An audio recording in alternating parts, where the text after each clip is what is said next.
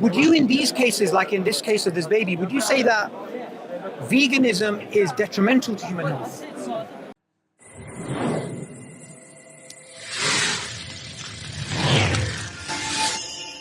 No, Subboor. Subboor, Yes. Klaus. Klaus, I heard you guys were speaking about veganism, so I wanted to talk to you. Yeah, definitely. This is Ali. Hi, great to meet you, sir. Really, really great to meet you. So, firstly, so Klaus, you said? Yeah, my name's Klaus, yeah. Klaus. So, Klaus, what is the perspective you're trying to share in Speaker's Corner today? Because I heard you talking about culture, Ali, justification, or generally ideas about the environment and veganism being better. Like, what's the point you're trying to make? I think we live in a society now where increasing numbers of people recognise there's environmental issue and there's some environmental concerns. And there are lots of environmental solutions that are proposed, right? Whether it's stop littering or recycle plastic, but nobody's really talking about the elephant in the room, and that's a shame. I was at COP27 last year, and you were, sorry? I was at COP27, the climate change conference, and only 1% of food stalls were about food system change, when we know that our food system contributes at least 33% to global greenhouse gas emissions. Right. So I just want to represent the issue, you know what I'm saying? Okay, so you, from an environmental perspective, you can make a consequentialist case for veganism based upon the detrimental effect of animal farming. Is that kind of like the argument? Okay, good. So what's the upshot? What are you trying to change in human behavior? I think the first thing is to make people aware, and then I don't want to mandate anything. It's just about making people aware, and then they can make more informed decisions. In the same way, at the moment, people are advocating for reducing fossil fuels. So I think if people need the truth about animal farming, they'll make that shift towards a plant-based diet. Can we move a little bit? Sorry. Can you come in a bit more closer? I'm listening. Sure. Because he's also had conversations with vegans before, and obviously vegans come from not just a narrative perspective, but they also come with a paradigm. So we wanted to first sort of see what is your main argument or what you're trying to convince people of. Now, so far from what I've understood, I'm just going to repeat what you're saying because I don't want to make straw man you. I just want to try and understand the perspective. So we all have a shared goal of making the environment better. And you went to a conference in which people were talking about all the different ways you can improve the environment, where they were missing food, and food is one of the main sources of emissions which impact the environment. And if we change to a plant-based diet, we could actually reduce the carbon footprint and make the earth essentially better. Is that the crux of the argument? Pretty much. Okay, yeah. good. That's actually interesting because normally people come from a nutritional perspective. So you don't use the nutritional argument, or you just focus on the environmental argument? Where I use the nutrition argument is if you need animal products out of necessity, it's probably certain places in the world, like Alaska, I don't know where you probably need some meat or something. I'm not trying to say those people should go vegan, but where it's possible and practicable, it's a pretty easy choice to make. Can I put this on you? Yeah, of course. Carrot speaking, yeah. It's a very easy choice to make. You go to the supermarket, and instead of going for the cow's milk, you go for the oat milk or the soy milk or the cashew milk. Yeah. It's quite an easy way, and I find that empowering because we live in a world where people are good at pointing the finger. They go, oh, you're not recycling plastic, or that industry is not moving away from fossil fuels, that politician is bad. But I'm like, sure, campaign for those things, but also do what's in your hands, lead by example. Yeah. I think that's a really powerful thing. So so I think there's two different lines of arguments here. Let's stick to the first one, which is the consequentialist one. So if we change the variables, say a place like Australia, where camels are not indigenous, but you used to have Afghans who brought over camels during the British Empire, and they went wild. They started mating, and they've had no natural predators. So in central Australia, where obviously a lot of people cannot travel because it's very hot, there is an abundance of camels. And what people are doing is they're treating them almost like rodents, and camel meat is very cheap. In this localized context, if we use the consequentialist argument, then sacrificing camels and shipping them off to the Middle East and actually just having loads of camel joints would, from an environmentalist, consequentialist point of view, be the morally good thing to do. Can you explain that? And also, is that hypothetical or is that a real situation? Can you just paint that picture a little bit more? Sure. It's actually a real case scenario where we have, as you know, species adapt to their environment. And when they adapt to the environment, there's a natural food chain, right? When you introduce a new species into a totally different environment, if it doesn't have any natural predators, it can actually become detrimental to the environment. This is well known historically, right?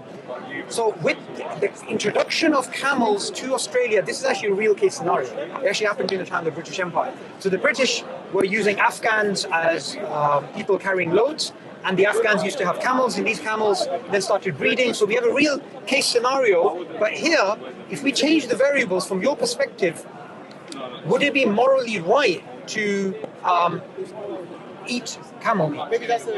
Are there camels being bred into existence for the sole purpose of... There's conservation grazing, and then they produce a little bit of meat because these animals are part of like rewilding the earth, and nobody can argue that it's a really biodiverse area, and these livestock play a really important role in terms of developing the ecosystem. I think that meat is sustainable, it's sustainably sourced. However, the issue is that's not a production system. It produces such a small amount of meat that people use that as a halo effect to justify all forms of animal product consumption. So we might find little places in the world where it can be sustainable and then therefore maybe ethical from your standpoint. I don't think it's necessarily ethical, but I'm saying like that's more of a distraction to the real issues that we've got in terms of this industry. So the point of an example is to actually lay out a few variables from which we can take your argument of the consequentialist sort of argument and see what the outputs are. So it's just a very simple thing. A squared plus B squared is C squared. Okay, if we change A, we change B, we're going to get a different C, right? We're going to get a different answer. So all I was trying to understand is the example in Sussex, from the way you've described it, it sounds like it would be morally wrong or morally maybe even neutral to have that meat, right? And to actually consume that meat. But the example I gave was from the perspective of the environment in Australia, where actually there is a massive overproduction, and it's not natural. It's not non-natural. It's not happening by human beings. It's happening naturally, and because of this, it's having a detrimental impact on the environment. And there's all this excessive meat. Now, if we were to say, well, those people shouldn't be eating those camels, and they would be taking their calories from, say, plant-based diets, then they would be increasing the carbon footprint rather than going for the free calories they can be getting from meat, and at the same time making the environment better. So what I was trying to understand is it the case that you believe in a consequentialist perspective for non-meat based diets, or is there something more to it? Is it like a belief, a worldview that you have? I think like if that situation you think is sustainable to eat those animal products there, then I don't know the situation, but I'll take your word. Like, yeah, maybe you can do that sustainably there. How is that animal in terms of the ethical? I feel like we're transitioning a little bit, and you maybe want to move gears a little bit. I'm not that comfortable talking about the ethics. I know lots of people that are. I'm vegan. Do you know the definition of veganism? No. The definition of veganism is to reduce suffering as much as possible and practicable. And I think deep down everybody wants that. If you can find situations where like we're helping animals, then maybe that's different. But I think, like I said, in Alaska, if you live there and you need an egg a year or something, then you can still class yourself as a vegan. But I'm saying in this day and age in a city, it's so easy 3 times a day to just go from animal to plant, from cruelty to ethical, to unsustainable to more regenerative. Yeah. And it's that simple. But I'm sure there are loopholes in their situations where that doesn't exactly exist. For example, mussels don't have a central nervous system. Mussels aren't vegan, but there's not really that much harm that you cause to like mussels, right? Because they don't have a central nervous system. So there are outliers, but it doesn't change the overall like paradigm that I care about, which is to reduce suffering as much as possible. Yeah, I think there's a few things being conflated here. So one is about suffering, right? So reducing suffering is something good. I don't think anybody disagrees with that. But then to make the argument from that to, in a case where it's better for the environment overall, because remember in the beginning you made an argument about the planet, in which case eating meat would be better for the environment than not eating meat, then there's too many, I think, there's too many layers which need to be separated out. It sounds like you're not making a consequentialist argument. You're making an argument from a categorical point of view that reducing suffering is categorically good, and therefore we shouldn't be eating meat, essentially. It sounds like it's not a consequentialist argument. Can you explain the consequentialist argument a little bit more? So the consequentialist argument would be that we look at the consequences of an action to decide whether it's morally right or wrong for us to impart upon that action. That's a consequentialist point of view. But a categorical point of view is basically saying this is wrong, period. It doesn't matter about the consequences, whether the consequences are negative or positive. So you're switching between the two, and I'm trying to understand, is it that you believe in a consequentialist argument as a veneer underneath which there is a categorical argument, or is it the case that maybe you haven't thought about these things in a more clearer way? Yeah, I don't know if they're mutually exclusive, to be honest. I'm a little bit confused as to, I think there's a little bit of overlap, perhaps. Okay, so do you see a contradiction in a consequentialist and a categorical argument being made for the same point? In what context? Okay, so if somebody says doing action X is going to lead to more carbon emissions, therefore we shouldn't do action X. That's a consequentialist argument. The flip of that is not doing action X is going to reduce the carbon footprint, therefore not doing action X is the morally good thing to do. That's a consequentialist argument, right? Right. A categorical argument would be, we do not do X regardless. We don't care.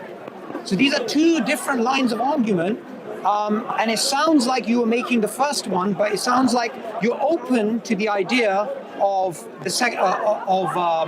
consuming meat under certain context. So I'm not sure whether you are fully subscribed to the categorical argument or the consequentialist argument. I think maybe the consequentialist. Okay, fine. I was going to say that as well. Fine. So with the consequentialist, but that we're talking about, like, I feel like you're mixing up a few things as well, because there's sustainability of it, and of meat eating, and there are probably some situations where, as I've described, it can be sustainable to eat meat. Maybe just some situations here and there, but they're not part of a livestock production system, and so they're very different from the ethics. Say that again, the life production system. So at the moment you've got livestock farming, yeah? And I've got a banner that says, like, livestock farming can never be sustainable. Now, people refute that because they say in certain situations in Australia, wherever it is, in Sussex, you can produce meat sustainably. But I'm saying that's not part of a production system. Yeah, so sorry, I think you misunderstood what I was saying. I didn't say meat was being produced sustainably in Australia. I said it was actually unsustainable because they were having a negative impact on the environment. Now, if you imagine, we let these camels just go wild over the next 1,000 years or whatever, the amount of emissions are going to increase in the earth. And the amount of impact on the flora and the fauna of Australia is going to be negatively impacted, which is why not only camels, also kangaroos are seen as rodents as well in Australia. I'm not sure if you know about this one. But since we were talking about contexts within which it may be morally right to eat meat, there's something me and Ali were speaking about before, and this is something which I haven't seen vegans speak about. It was actually an incident where a woman was putting her child under a vegan diet, which she probably thought... It was actually a baby, 18-month. 18-month baby, right? And it led to malnutrition and the child died, right? So in certain contexts, wouldn't you say it's the morally good thing to do to encourage people to not put their children on these types of diets? Because I don't believe in Darwinism, but from a purely naturalistic point of view, they would say, well, we evolved under these conditions to be eating meat, and it's actually, they would make that argument that it's actually beneficial for the human being. Now, I believe in a different type of argument, but would you, in these cases, like in this case of this baby, would you say that veganism is detrimental to human health? So the largest dietetic associations in the world, British Dietetic Association, American Dietetic Association, NHS, these bodies say that if you plan a plant-based diet appropriately and healthfully, can survive and thrive on a plant-based diet. But how many people can do that? Because we look at the financial situation as well. How many people can do that? Because, for example, I'll be honest with you, I try my best to eat healthy. So I go to certain places, and believe me, it's so expensive. It's expensive. I do oat milk. I don't dairy milk. I trust dairy. It's just personal. Yeah. So I'm on your side on this one. Yeah. But the thing is, it's expensive. So how many people can sustain that kind of lifestyle? There's a couple of different ways of looking at that. So if you look at like the cheapest foods on the planet are actually the healthiest. They're also the cheapest. So starches, grains, legumes, rice and beans. Now, when it comes to expensive vegan foods, you're talking about like burgers. Sorry. You don't need to consume those. Yeah, so sorry, just to intervene there. Recently went to Mongolia. Mongolia is a huge country with 3 million population. The environment doesn't actually make it sustainable for the population to be eating plant-based diet. They rely heavily upon meat. In fact, I was shocked when I was there because they eat meat every single day, at least 2-3 times. Like 2 of their meals at least have meat in them. So they have actually adapted themselves to be living with yogurt and milk and protein, mainly red meat, not even white meat like fish and chicken and stuff. So if they were to go under what you just said right now, that they were to take this guideline that actually the plant-based diet is sustainable and you could actually live on it comfortably, they would say, well, our history proves the opposite. Our history proves that one of the reasons that they were able to even expand out as an empire is because they didn't have to rely so much on farming and this type of thing, and the environment didn't suit it. Because this very cold country, I went to this area called Hoft, which is like minus 33 in the winter. Extreme cold, and they don't have fridges. They sacrifice a cow or a camel or whatever, and they just stick it out in the shed, and it's frozen throughout the year. They bring it out, they cut it, and they eat it. So again, from a consequentialist point of view, it'll be morally right for them to promote a meat-based diet as opposed to a plant-based diet.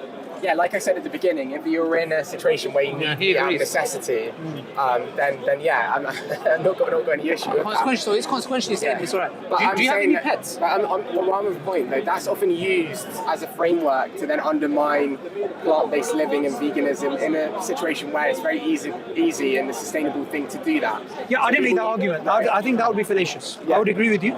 If somebody wants to live a plant-based diet and someone was to use these examples, you couldn't disqualify their worldview using this. What you could disqualify is if somebody says, this is overall the best way to live. You can challenge that through these types of examples. That would be the difference. You can be a Muslim vegan, by the way. If you ever become Muslim, does he say you can be vegan? There is nothing that stipulates that says you have to have meat. It's a choice, right? Yeah. It's something that is not stipulated where if you don't have a meat, you're not a good Muslim. It's not. But for example, do you have pets? No. Okay, if you was to have a pet, like let's say a dog or a cat, would you give it meat or what would you give it?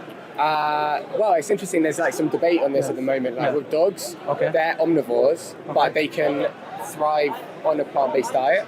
And there's actually research coming out saying that it's a lot healthier. For cats, not. No. Okay, so for cats can't, but dogs can. So imagine you had a cat. Would you go and buy meat for it? Like, and would your group or like this what movement you're with, would they be okay with you, or would you be like, I'm not going to have a cat totally? I know vegans that have snakes from when they're back in the day before they were vegan, and absolutely they feed the snakes mice and stuff. So, yeah. Okay, so would that be ethically correct to your worldview that if you had a kitten that you would have to, or a cat, you would have to go as a vegan and buy the meat, and would you morally not feel like? It's pet ownership's a bit of an interesting one because vegans are against that. Animals are here with us, not for us, and with pets, it's a strange relationship that we've created. But if you're in a situation where before you've gone vegan, you have a pet, and of course, common sense dictates you just keep it. Nobody's going to argue with the fact that. So as a vegan, would you advise the followers of this movement to not have pets? Yeah. Really? Okay. So one other thing that I wanted to ask you is basically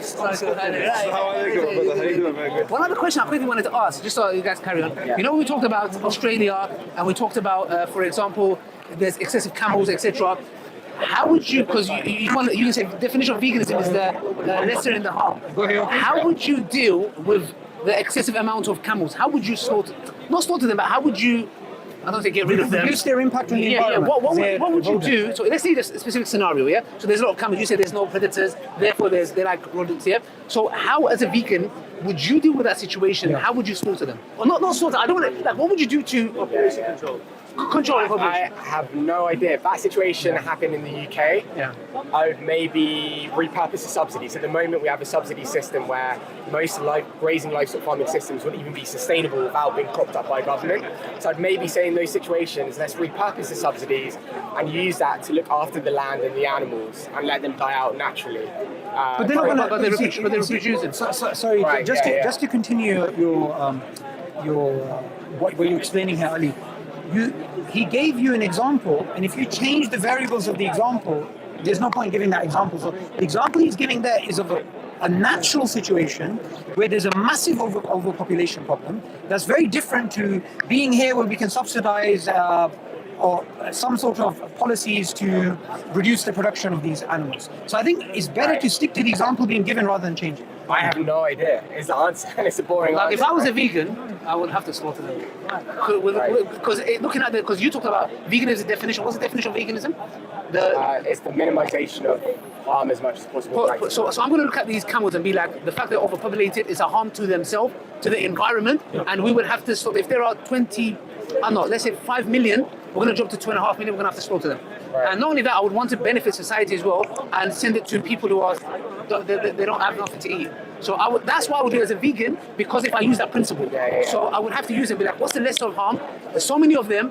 Okay, yes, we want lesser of harm. We don't want to do this, but we have no choice. So if you're taking the consequential worldview, you would have to slaughter them. Yeah. And unless you disagree with me.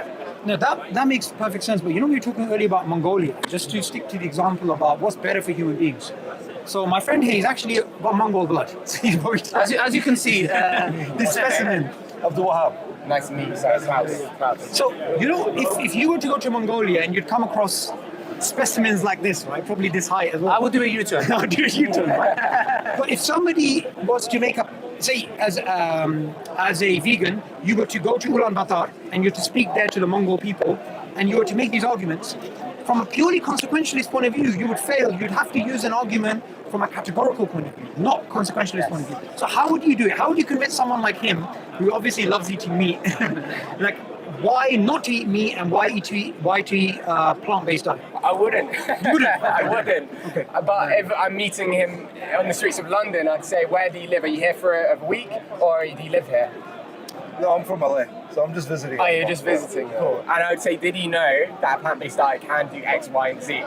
If he then says, I'm going back home in a certain situation, I wouldn't make that argument.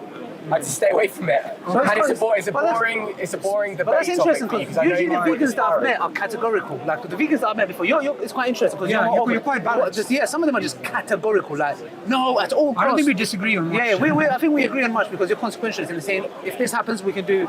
So some of the vegans are a bit, I would say, extreme, because they would say under any circumstances, eating meat is immoral. Yeah. So you're definitely not making that. That's in the context of their world, and that's true, you know?